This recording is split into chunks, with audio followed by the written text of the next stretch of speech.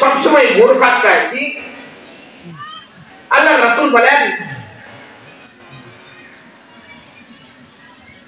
তুমি এইভাবে ইবাদত বন্দি করো যে তুমি আল্লাহ তাআলাকে দেখতেই পাচ্ছ, আল্লাহ তাআলাকে যেন দেখতেই পাচ্ছ।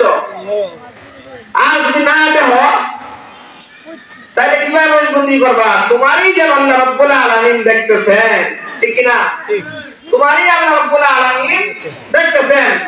এই হালতে ইবাদত বন্দি করো, তাহলে তোমার ইবাদত বন্দি যখন ঠিক হয়ে যাবে, সব সময় আল্লাহ তাআলার কি চিন্তা ভাবনা খাইলে আমি চুরি করতেছি, আল্লাহ রাব্বুল আলামিন দেখতেছে।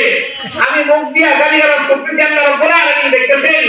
আমি তো কি এরকম ভাবে চোখ দিয়ে অপদৃষ্টি করতেছি, আল্লাহ রাব্বুল আলামিন দেখতেছেন। আমি পা দিয়া অন্যায় কাজে কি অংশগ্রহণ করার জন্য দেখতেছি, আল্লাহ রাব্বুল আলামিন দেখতেছেন। আর আমি কি হয়ে গেছি, এমপি, মন্ত্রী, এরকম ডাক্তার, দেশের প্রেসিডেন্ট হয়ে গেছি। জনগণকে কি আমার দ্বারা পরিচালনা করতে হবে, তার হক আমার কাছে, তাদের হক আমার কাছে, ঠিক না? ওই প্রেসিডেন্টের দ্বারায় কি হবে না, কোনদিন সাধারণ জনগণের মাল আত্মসাৎ হবে না, ঠিক না? কারণ ভয়কার আল্লাহ, ভয়কার আল্লাহ, ভয়কার আল্লাহ, আল্লাহ আল্লাহ রাব্বুল আলামিনের ভয় আমার ভিতরে মজুদ আছে। আমি এখানে বসে আছি, আল্লাহ রাব্বুল আলামিন দেখতেছে। আমি কথা বলতেছি, আল্লাহ রাব্বুল আলামিন দেখতেছে।